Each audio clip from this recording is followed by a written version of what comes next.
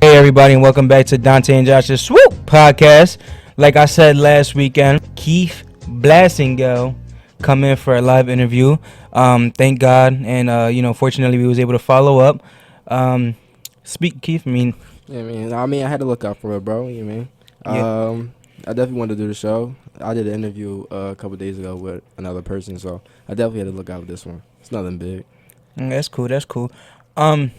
Now we all know, well, people that don't know, you coming from New Foundations. Originally you didn't commit to Cabrini. No. You went to, what was it, Golden Beacon? Goldie Beacom, yeah. Goldie Beacom. High school background, like I said, New Foundations. You the all-time scoring leader, right? What was it, 1,600 points? 1,600, yeah. 1,600 points. Not bad. You should have came to the Catholic League, show what you could have did. Yeah, I definitely should have. But it's all good. Now you committed to Goldie Beacom. Yeah. What made you want to come here? I did a semester at Goldie Beacom, but as I went into it, I learned they didn't have a meal plan, so I was struggling to actually afford it. A meal plan? Meal plan, so I had to pay everything out of pocket. Wow. So it was, you do the math, it's 3 meals a day, sometimes 4, and it costs like $6 the minimum, so that's out the pocket. Wow. So the basketball wasn't the issue. I always told the coach there, we're always on good terms with everybody on the team there. From I actually went to the game a couple days ago. They actually won against Chestnut Hill. But I always told them it's good terms. It's nothing about basketball. It's just all about the money. I couldn't handle it, so I had to get out of there. Okay. Yeah, go ahead. No, go. You can finish your statement. And I was looking to transfer to any D3 schools because I could play right away. So I wasn't actually even going to hit up Cabrini because I never even knew of him until one of my old coaches told me about it. And I was like, all right, let me get on that. Because I knew somebody else that was transferring here too, Ant Downing. He plays on the team number 24. He came in with me. So they told me we should team up. So I was like, all right, I'll look at it. Because it's funny because I was going to actually go to Gwynedd Mercy. Oh, wow. Yeah, that's what I'm saying. So it was just real weird. I actually emailed the coach. He didn't email me back for like 3-4 weeks. But in that time span, I came to Cabrini in that same week to email me back. Got a visit. I loved it. I committed here. So that's how I got here. So, damn, the meal plans, though. Jesus. So how do you your role with the team? Do you feel like you can accustom to it? Was it the same role that you was gonna get at Goldie Beacom, or is it a different role? It's slightly different. At Goldie Beacom, they had maybe 8 seniors, I'm thinking, and only 2 of them were big men. So I was gonna be on the bench regardless. I wasn't gonna play at all, and I saw it as a waste of the year. So they wouldn't let me redshirt. Redshirt meaning sit the year and just work out with the team and get better and then have the same 4 years. They didn't let me do that, so it would have been a waste of a year. So that was another factor I factored in when I came to Cabrini. And I looked at them; they had a solid core, but it was missing a scorer and a shooter. And they have Kane, but he's graduating this year, so that was my opportunity. I saw this year is a little trial year. I actually got more minutes than I expected. And then next year, and the years coming up, I just plan to just emerge as a star.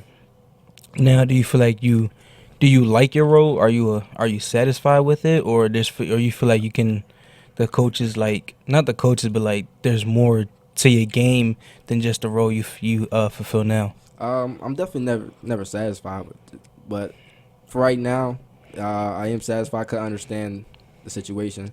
But I know I could do way more, and I know this off season is going to be crazy. I'm definitely going to come back. I'm planning to get 20 pounds, all handle work. I'm trying to come back with handles, left hand. It's going to be crazy.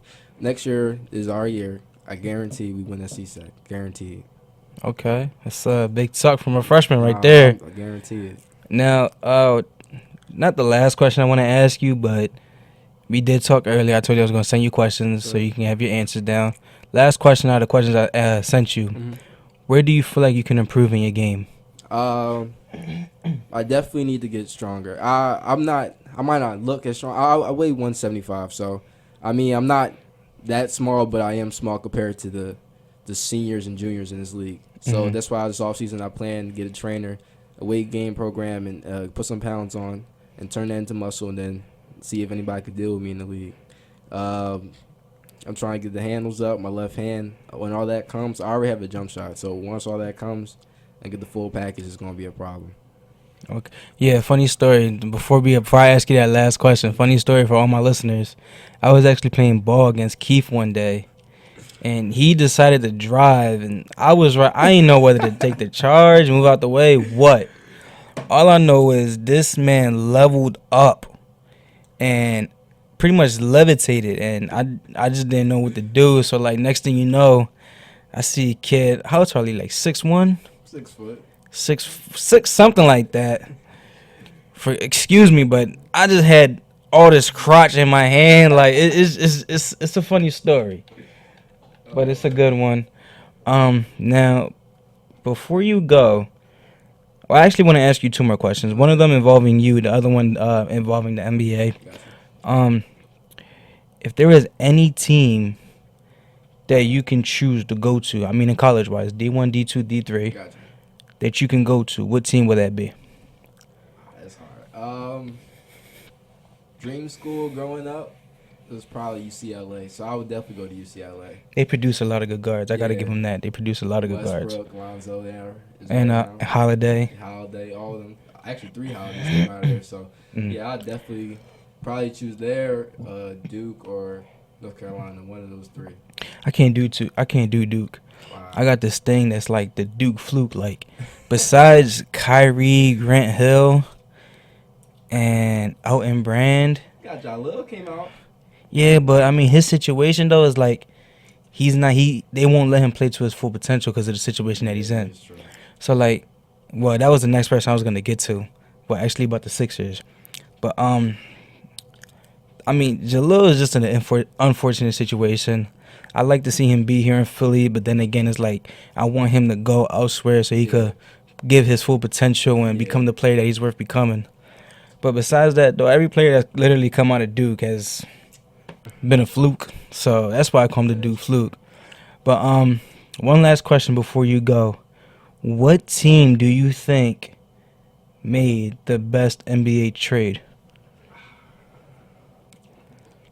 I would have to say the Pelicans.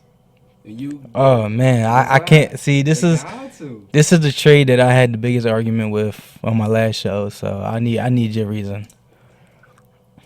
But you have 2 of the best. You have the best big man in the game, DeMarcus Cousins. We all know Anthony Davis and Marcus Cousins are arguably the best big men in the league. You gotta look at it not for this season, for next season. You have to realize Chris Paul is a free agent next year. Mm-hmm. They have many free agent point guards. Mm-hmm. They have Drew Holiday right now, but he's probably gonna leave. But you have money to spend. All you have to do is find one wing and a solid point guard to get them the ball. That's it. Okay. And now you have to look at who's in the West. Who are they going to play in the probably the first round? The Warriors. And what they can't do, they can't play physical. And when they play physical, they have trouble. But do you think about it though? If you actually think about it, the Clippers play physical. They do. And what happens when they play each other? The last time we seen the Warriors blew them out by like 46 points. That's true. We gotta look at the other team. You gotta look at Memphis. They give them a little run for their money. But the reason why I can't agree with you is Cousins and Chris Paul are going to be a free agent. Mm-hmm. Cousins is worth $210 million. Yeah. Chris Paul, he's not going to take a money hit. He's going to want to run a ring, but you really think Chris Paul is going to take what, $80 million when he's worth $200? Depends what he wants. Does he want that ring? Does he want that pay? I tell you right now though, he's not going to win it with New Orleans. Why isn't he? You got LeBron in the East, so he's not going to the East. Okay, now let's think about it this way, right? I'm going to go back to when DeMarcus was with the Kings. Uh-huh. Everybody that's watched my last show knows exactly what I'm about to say. DeMarcus Cousins spent 7 seasons with the Kings. Mm-hmm. How many coaches did he go through? Probably like 6. 6. That was just a guess. No, it literally is 6. Right. It's literally 6. 7 seasons, 6 coaches. One of them being the great George Karl. In my eyes, one of the greatest coaches of all time that ever coached the game. Now, everybody likes to blame it on the management and everything like that. That's one reason why I can't say it's the management. My second reason, he leads the league in a landslide of technical fouls. So that right there just goes to show you he's a hothead. He is, but you got to look at the hotheads in the league. You got Draymond. He's very valuable to the Warriors. You got to look at that. But there's a difference. Can't you tell the difference, though? You can, but, hotheads, the only hothead that's really not successful right now is It's probably Rondo because he just can't get his game right with it. So if you have the game with it, you're gonna have to deal with it because they're not worried gonna get rid of Draymond. He does all the dirty work for you. It's gonna be missing. So I mean, you gotta look the Kings in DeMarcus' 7th year. He's been there 7 years, right? Yeah, right. This would have been his 7th year. All right, so yeah, look at the players they had with him. They had Isaiah Thomas, who's killing with the Celtics. But nobody knew he was gonna be like that. Okay, but it's not. It's not. It's not something to what you call it? It's something to blame on because. I'm just saying. You saying okay? You see the talent. All right. They traded Hassan Whiteside. Look what he's doing in Miami. You feel me? You just there's a lot of stuff that goes wrong with. I don't even know the GM's name, but there's a couple of first take with opinions. They have Stephen A. Smith. He's on some crazy. Stephen A. Smith. He's my favorite one. So yeah, I love that show. It's my favorite show. It's just a lot of things with the Kings, but that was a horrible trade. They gave up basically the best player, the best big man in the game for just a bunch of Buddy Hill. But do you know what they get in return though? They got picks. They got Buddy Hill. No, I'm not talking about player wise. I'm talking about they get the organization back. How many people do we see labeled DeMarcus Cousins a superstar? A lot of people. Everyone labels a superstar, right? Yeah. He's never even won over 36 games. Is that his fault? I mean, if you think about it, though, look at Russell Westbrook's situation. He has nobody himself. They already have over 30 wins, or close to that. I think it's different for Russell because he has the ball in his hand. So and when you think about it, so did DeMarcus Cousins. See, that was the next point I'm gonna make with DeMarcus Cousins and Anthony Davis with each other. Both players have the ball in their hands, and both players' offense will run through them. Run through them. What's gonna happen? It's like putting cat food on a tray and placing two cats there to eat.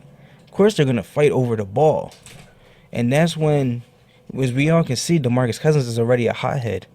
So we don't know how he's gonna react to that already as it is. Yeah, because I don't think Anthony Davis has that alpha. The same thing with Russell and KD. KD didn't have the alpha, but he was the better player. You know what I mean? Right. He was more talented, but he don't have the alpha. That's why it didn't work. So I don't know how this is going to work, but it's interesting. It's still yet. I mean, they are going to be exciting to watch. You got something to watch, right? But I mean, you definitely did say that the Pelicans made the best trade in the league. I can't agree with that. There's another trade though. The Lakers they got Lou Will. And gave up Corey Brewer to the Lakers. I don't think that was a bad trade. I think that was the best trade this season. That was made this deadline for the simple fact that you already have arguably the best scoring team in the league. Now you add Lou Williams, who's averaging 18 points a game. Exactly. Now your bench is strengthened up because Eric Gordon's not a starter, and he's killing it. Now you also bringing Lou Will off the bench too. So that right there, it just takes a whole lot of pressure off of James Harden. And I mean that was just the best trade of the year for me, so that's why I'm rocking out with that trade right there. Hope to welcome Josh back. Didn't give you guys the information, but Josh had a little meeting to go to. Yeah, now he's back. RA stuff. So welcome back, Josh. Thank you. So simply, I'm talking about with Keith about the reason why he came to Cabrini. If he had any school to go to, what would it be in college basketball? And does he like his role? And the last question I had asked him was, who does he think won the trade? Who do you think his opinion? Who had the best NBA trade this season? Free eight or no DeMarcus best Cousins. trade. Yeah, he said the Pelicans. All right. So give us your opinion. How about that one? Give us your opinion. About like the best trade. Yeah, best trade that happened this season. Well, best trade like so far in my opinion. Like I would go Boogie and the Pelicans? The Pelicans, but I'm going to go somewhere different. Just recently, before the trade deadline ended, Oklahoma City, they needed shooting desperately, and they needed, like, a presence in the paint. And they got Taj Gibson and Doug McDermott for Cameron Payne and two other guys that are, like, no names for their teams. They got a big steal out of that trade. And I feel like they low-key got better because they need to surround Russell Westbrook with better talent. And now Enes Kanter's coming back from his injury. They said he was going to play next game. So they're going to have Ernest Kanter, Taj Gibson, and Doug McDermott. And Doug McDermott is that shooter that Oklahoma City needs Russell Westbrook needs desperately to get his assist numbers up. And I think they upgrade on offensively a lot. He's already averaging 10 assists. How many more assists do you want him to have? Well, he should be averaging a lot more. Like, I've watched a couple Thunder games. They've missed so many wide open looks. Like, Sabonis, he's young, so he's going to take him a little bit to develop. But, like, now with Doug McDermott, like, his assist number, instead of going 10, it might be like 11, 12 now, like around that range. And their offensive points per game is going to go up. That's what was lacking when they play against, like, the elite teams, was their offense. Right. Like, Westbrook would set them up perfectly. You just got to knock down the shot. And now they got a guy like McDermott that can do that. And they got him for pretty much nothing. And they only gave up a second-round pick, too, in that deal. And that just happened. That happened around, like, the 2:59 mark. So, like, no one really was talking about it until, like, 4 o'clock. So And I feel like that was a big steal. I'm not trying to interrupt, but I have one more question for Keith before that's he fine, goes. What do you think is the biggest transition in high school basketball and college basketball? It's definitely the speed of the game and your thinking ability, like how fast you could think. Because in high school, well, for me, high school, well, in the foundation, it was just ran through me. But, like, most high schools, you can get away from, like, not playing defense. Like, they won't expose you. But in college, if you can't play defense and you can't slide your feet and you're not fast enough, they will sing you out and expose you. So, like, I score a lot, but to be on the floor more, you really have to do the other things, like get the rebounds, hustle plays, and you just gotta stay on the floor and lock up and play D. Like, once you play D and nobody else is scoring on you, you're always going to be in a positive.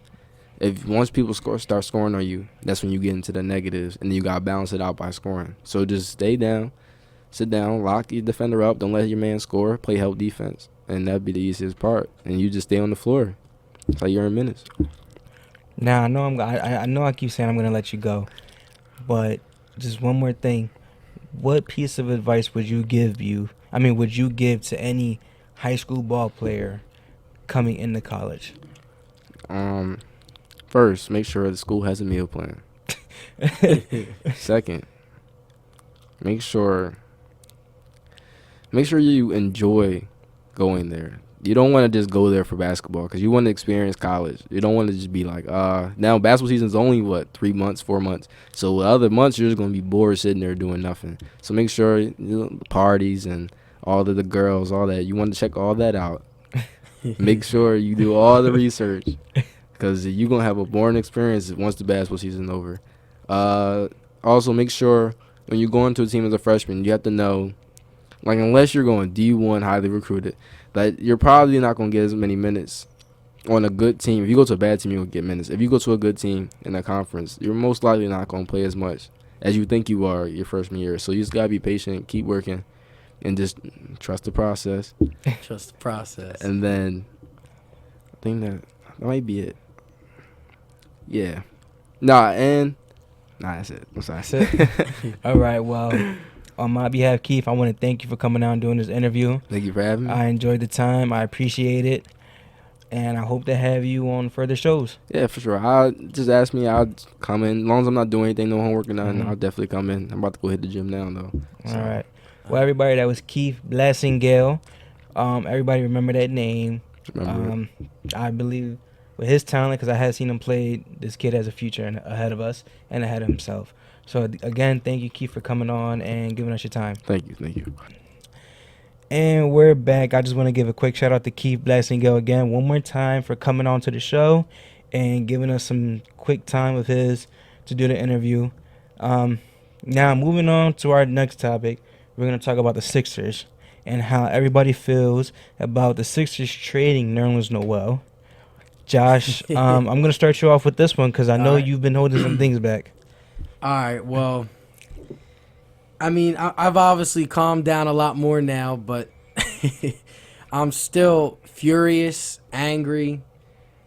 I have a lot of emotions about this trade because on paper, this is probably one of the dumbest trades in the trade deadline for the Sixers. And, of course, the Sixers are the team that looks dumb, especially Brian Colangelo. You give up Nerlens Noel, who wants to be the backup to Joel Embiid. And when we were in January, he solidified his role for the Sixers as like a long-term center behind Joel Embiid when we went 11-5, I believe, in that month. And we trade him for a first-round pick that is top 18 protected. So now we're rooting for the Mavericks to make the playoffs, which they probably won't. So the pick's going to be the Mavericks. It's going to turn into 2 second-round picks, but I'm not, for Nerlens Noel, I believe he's not worth no 2 second-round picks. And we get a guy in Justin Anderson who cannot shoot the ball for his life. He's shooting like 20%. His career three-point percentage is 22%. And people say, oh, he has talent, stuff like that. I think he's just a role player at best. And as much, because I know there's a lot of Virginia fans out there saying, oh, he's really nice and stuff like that. I hope he does prove me wrong. But right now, on paper, I feel like the Mavericks got a huge steal, and Brian Colangelo just got played by Mark Cuban. Because you know Mark Cuban's one of the smartest GMs in professional basketball. And I feel like he just outsmarted Brian Colangelo. And I trust Brett Brown. I trust the players. But after this deal right now, I'm not really trusting Brian Colangelo, because the reason why we got rid of Sam Hinkie was to get rid of dumb trades like this. And if Brian Colangelo is doing this, then I don't really know. He's kind of shaking. He's kind of getting me a little bit nervous, and I don't really like that. You don't like the nervousness? I do not like the nervousness because, I mean, I respect Jahlil Okafor. I really do. And we've been trying to get rid of him for a while. But teams just don't want him right now because he hasn't really proven himself yet. Hopefully now that Nerlens Noel left, Jahlil Okafor can step up and elevate his game. Because I'm gonna believe in you, Dante. You said Jahlil Okafor is good. Now it's time for him to prove himself.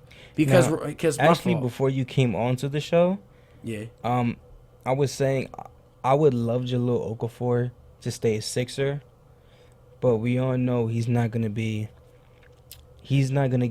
I don't think he's gonna reach his full potential that he can reach. Mm-hmm. So yes, I would love to see him as a Sixer, but at the same time though, I would also love to see him in a different uniform so he could fulfill that talent that he was given and that he has, and reach the potential that he has to play, to be one of the best big men to ever come across the NBA. But I mean, I love Jahlil Okafor as a player. I think the whole situation that went on with all the trade rumor, he handled like a true professional. Now, yes. The Nerlens Noel trade was a complete shocker. I didn't see this coming at all. You didn't see it coming?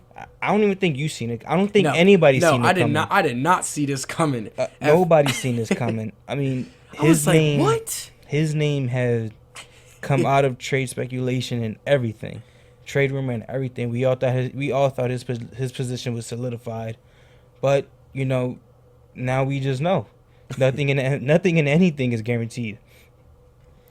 But that trade the trade that we pulled off with the Mavericks, I don't really have much comment to it. I mean, when I first heard about it, I thought it was going to be something like a trade, like we made that trade to create another trade. That's what I thought that was about. In my head, I was thinking, okay, we completed this trade now. Maybe the pieces that we got back from the Mavericks, we're going to trade to the Bulls. Because there was speculation going around on Twitter and on the internet and everything like that the Sixers were pursuing Jimmy Butler, and Chicago was trying to pursue Jahlil Okafor. So in my head, it just had me thinking, okay, well, now that we have these pieces, we're going to move these pieces to Chicago so we get Jimmy Butler in return. Yeah, and to add on, like, we got Andrew Bogut in that trade. But the Sixers are going to buy out his contract. Yeah, they're going to buy. He's going to be a free agent. He can sign whatever team he wants to sign with. And that's what I'm trying to tell some of you guys, like some of you Sixers fans that think that the Sixers won this trade. The Sixers did not win this trade. We look like complete idiots out there right now. We're going to trade Andrew Bogut to somewhere. No, we're not. Andrew Bogut does not want to set foot in Philadelphia. He said that because we were pursuing him in the offseason. He said, if the Sixers pursue me, I'm not signing with them. That's exactly what he said. and that's why we're probably going to buy him out. He is not going to set a foot in Philadelphia. And people were like, "Oh, we should trade him." We were trying to trade him, but no one wants him because think about it. Why would you trade and give up something for Andrew Bogut when you know he's going to get buyed out from the Sixers and become a free agent? The Cavaliers are probably going to sign Andrew Bogut. I have now. a feeling the Cavaliers are going to sign Bogut and Darren Williams. Yes, and which Darren is going Williams. to boost them and help LeBron Yes. James out a ton. And the only reason why I think Bogut is going to sign with the Cleveland Cavaliers is because I'm pretty sure that Cleveland's going to make the finals again. I don't think anybody in the East can stop LeBron. But another thing is that I think he's trying to get revenge on the Warriors. That's what I keep thinking. He wants to get back at them for them trading him. Yeah, and he knows all their little secrets too. So we really don't know what's gonna go on with that. And then my fault, I'm gonna add on. And then people were saying Justin Anderson, the Sixers get younger with him. Nerlens Noel is younger than Justin Anderson. I mean, it's not by a lot, but Justin Anderson is 23 years old. He turns 24 in November, and Nerlens Noel is 22. So people tried telling me that he's I can't younger. think he's 22. I think he has to be older than that. Nerlens Noel is 22. And I mean, hopefully Justin Anderson proves me wrong. I hope he does. But right now, I'm going to bash him because we got rid of one of our cornerstone players, that Brett Brown specifically said he wants to build his team off of defense. We have not one defensive center, but two defensive centers now with Embiid and Noel. So I thought, all right, that's what's going to happen. And Noel's going to have to live with being a backup, which I thought he was fine. Like, he was going to live with being a backup because him and Embiid are really close friends. I mean, but then again, we really don't know what's going on behind the scenes. Because then after that, I've seen Twitter posts saying Nerlens Noel was not going to resign with the Sixers because of his role. So we really don't know anything. You don't know what's going to happen. We don't know anything that's going on behind the scenes. And, I mean, the Sixers made a good deal with Ilyasova. I believe that trade was the more better trade we've seen in a long time. Like at first I was sad to see him go, but I wasn't. Well, only because what he's done this season. Just alike. I know, but what he's done this season though, and we had that great win streak, so we felt like he was a part of something. But he would have cost like 50 to 70 million in the offseason. So why give him that much money when Sark in a couple years and Embiid in a couple years are going to need that max deal, which is probably going to end up happening. Sark's not going to get the max deal. I'm just saying it to say it because that's what happens with players, good players on the team, and I mean Sark has proven and he has grown throughout the season, so I believe he deserves to be the starter of this team. I just thought that it was going to be starting next year, and Ilyasova was just going to play out the rest of this year. But, I mean, hey, we really do not know what's happening behind the scenes. Because when I first heard Nerlens Noel was out, I was like, what is going on? Like, this is ridiculous. Mm-hmm. Ridiculous. I was pulling my inner Stephen A. Smith. I called my friends up. I'm like, yo, are you hearing this right now? We got rid of Noel for pretty much nothing. Mm-hmm. And I hopefully, who knows, maybe in the second round we will draft some stud because we have seen Isaiah Thomas, last pick of the draft, Draymond Green, second round, so maybe we can find someone. There's always a hidden gem, yes. A hidden gem in that draft. So now we have our pick, the Kings pick, if we want to swap. We have the Lakers top 3 protected. And Thunder. We have the Thunder's pick. Yeah, Ilyasova trade. Or for Jeremy Grant, they gave us Ilyasova and the first round pick. It's top 20 protected, but the Thunder they're gonna make the playoffs.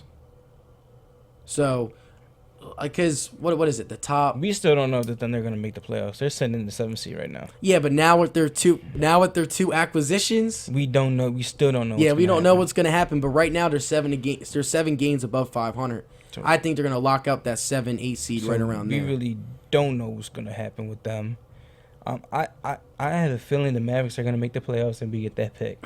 I just have a feeling. You just have a feeling. I have a feeling, and their lineup is nice. They have the team and the bench to do it. So, I mean, listen, you have now they have Nerlens Noel at the 5.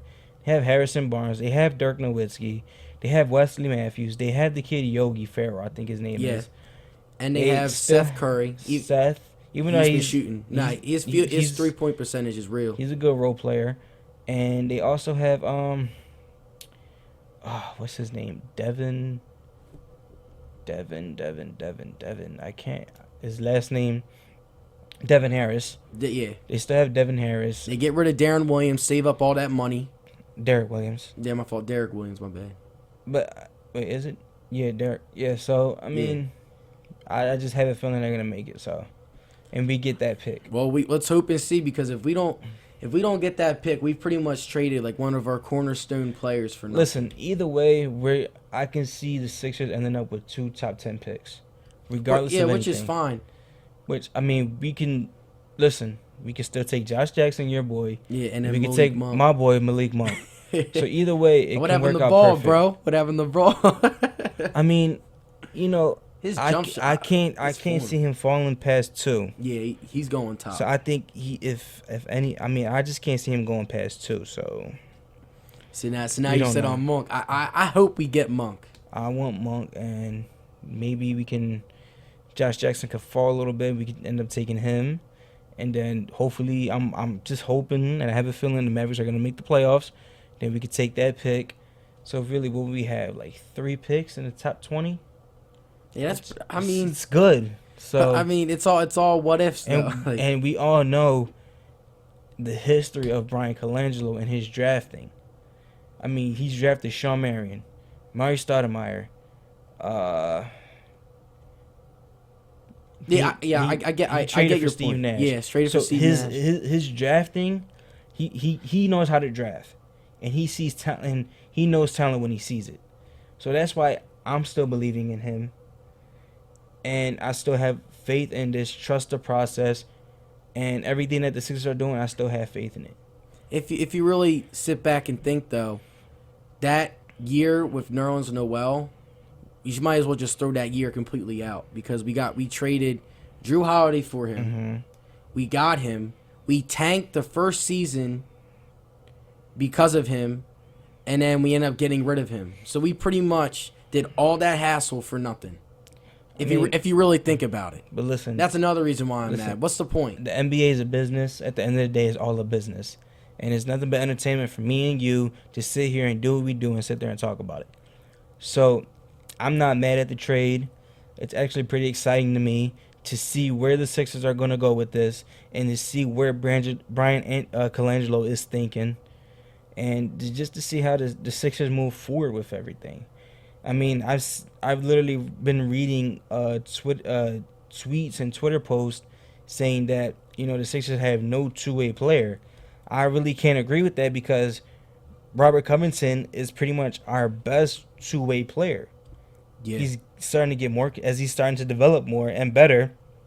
He's actually, you know, on defense, locking down defenders, and on offense, hitting his shots efficiently. And that's another thing, like, about the trade. Like, we already have, I thought, like, we need guards, and we get a guy in Justin Anderson.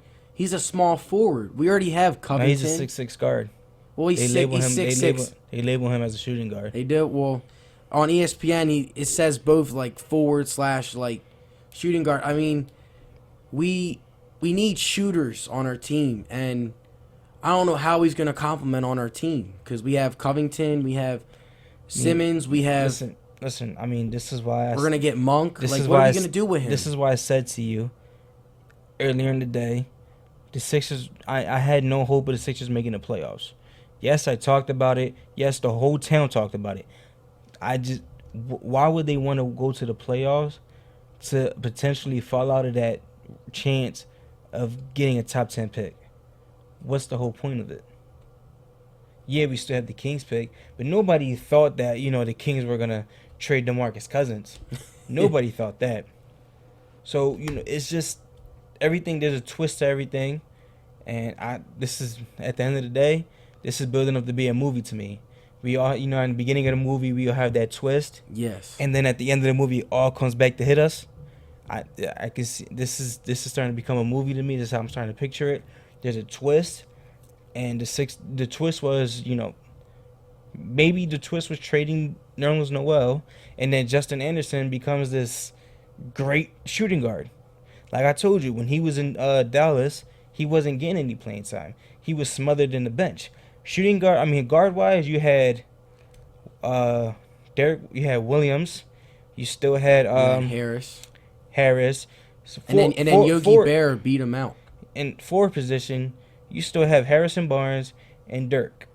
So he was buried in the bench behind those players. And then Yogi was signed on a 10-day contract with the Mavericks. And he balled out. The moment that he did ball out the moment he got his time to shine. He balled out with that one game. I think he dropped 32 points. Yeah, against the Trailblazers. So really hit 9 threes. So really Justin Anderson was buried in the bench. And I was reading the stats earlier. I think it was beginning of the season, like in the first half of the season. I think it was like December, January. He was actually starting to get some more playing time. He was averaging 21 minutes a game. In those 21 minutes, he was averaging about 10 points a game in 21 minutes. To me, is better than normal, better than average. So I feel as though he can, if you give him that playing time and let him spread his wings a little bit and get comfortable, he can develop to be something good and something that can help our future. So everything is just, we just don't know how everything's gonna play out yet. Again, I hope he proves me wrong. I hope he does. But right now, on paper, whoever says the Sixers won this deal, I don't know what you're on. You need to sit and reevaluate yourself right now. We did not win this deal. Like, as of right now, on paper, this trade, we look like complete idiots out there. So getting rid of Noel for nothing. Second round pick.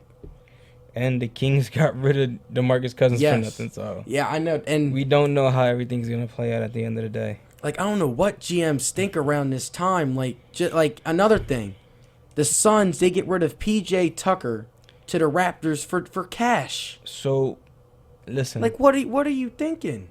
Listen, there's a reason why they're the GM. Yes. And we're just the talkers. I know. There's a reason why. Because PJ Tucker can shoot. Like, the Raptors, PJ Tucker's good. Yes. But then again, Josh, there's a reason why. They're the GMs, and we're just the radio talkers. So there's just a reason why. They know 10 times more than what we know.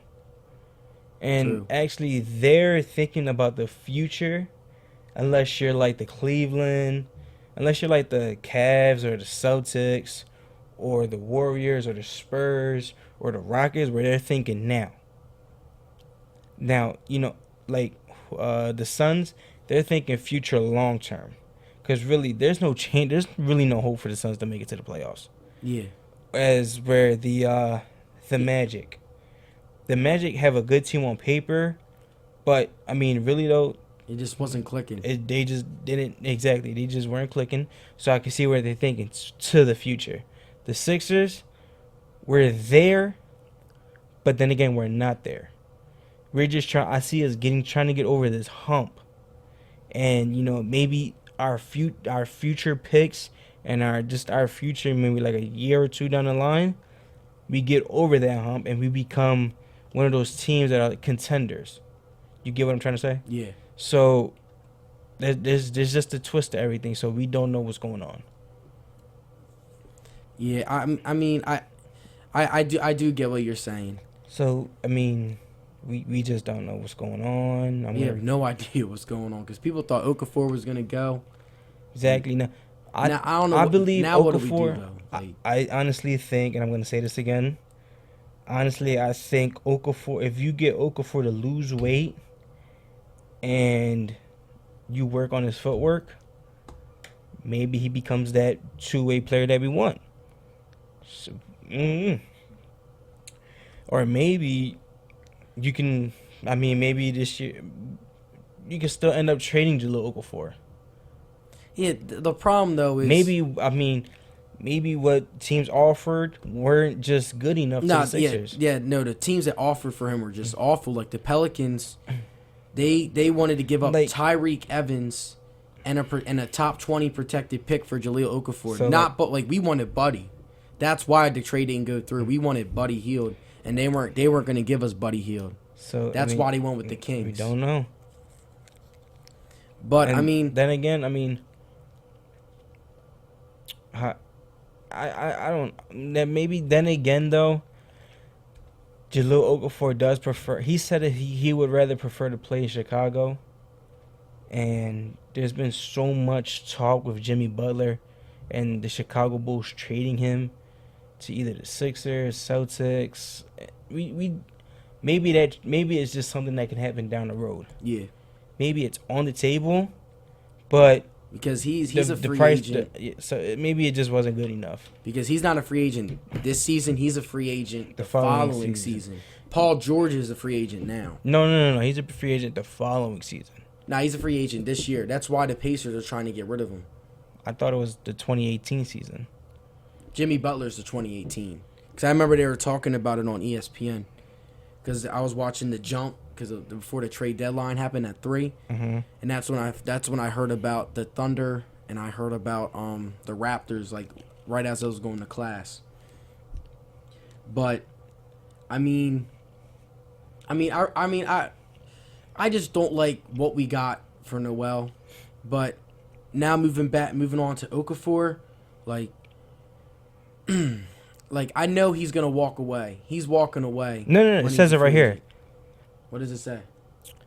Free agent won't be. Paul George won't be a free agent until after the 2017-2018 season. All right. So he is not this year's in free agency, but the following year, along with Jimmy Butler. Then my question is, then why was everyone like panicking about him then, like saying that he's gonna walk and stuff like that? Because they look up Jimmy Butler real quick. No, because they said they had this big thing about him not committing long term with the Pacers, that he wants to win now and stuff like that. But you say Jimmy Butler? Yeah, look up Jimmy Butler real quick. I know it's either him or Paul. If it's not Paul George, then it's Jimmy Butler. Because that's why everyone's like, oh, Jimmy Butler's not going to sign, so we have to get rid of him now. But while you look it up, I'm going to talk a little bit about Okafor. Like, hopefully, like you said, he does need to lose some weight and work on his footwork, but he does not want to be a backup for the 76ers. He wants to be the guy. And I feel like in 2 years, he's just going to walk. Jimmy Butler is under contract until this season of 2019-2020, which is a player option. Yeah, because he signed a deal. That makes sense. He signed a 5-year deal. He signed a 5-year deal, yep. They gave him his money. But these next 3 years are his option. So he has a contract through the 2016-17 season, and then the 17-18 season, and the 18-19 season. Yeah. With the 19-20 season, though, is when it's a player option, though. It's player optional. Mm-hmm. So what he can do is he can either opt out of the contract and hit the free agent market and see what he wants to do with that, or he can opt in and get the $19 million that they were originally going to pay him. He's going to opt out because Chicago right now they just got rid of Taj Gibson and Doug McDermott for pretty much nothing. They're gonna have it's just Jimmy Butler, Wade, Rondo, and then all these role players. I mean, they weren't really doing anything in the first place anyway. They're in the worst position to be in like professional sports. Like, they're right around that 8 seed range. So if they get in the playoffs, they're gonna get killed by the Cavs. And you're not bad enough to tank. You're in the middle. That's what happened with the Kings, with DeMarcus Cousins. They were not bad enough to get the top pick, but they weren't good enough to make the playoffs. Mm-hmm. So, and that's why they had all these mediocre players like Ben McLemore. They were hot coming out of college, but in the NBA they never really. They weren't like the top guys in their draft class. Right. That we know they're going to dominate from the beginning. With them, it takes a little bit more time because they're not. Yeah, but you can go, and it's also drafting too. So I mean, who knows? So they missed out on a lot of talent, the Kings. Hey, so are we wrapping it up here? Anything else you want to talk about, or? Nah, I believe we're done. So we would like to thank everybody for listening to our podcast for tonight. It was the second over of the week. the second one of the week. Pardon me. I would like to give another big shout out to Keith Blasingle for coming through, showing some love, and doing an interview. Appreciate it. Hopefully we get him on again.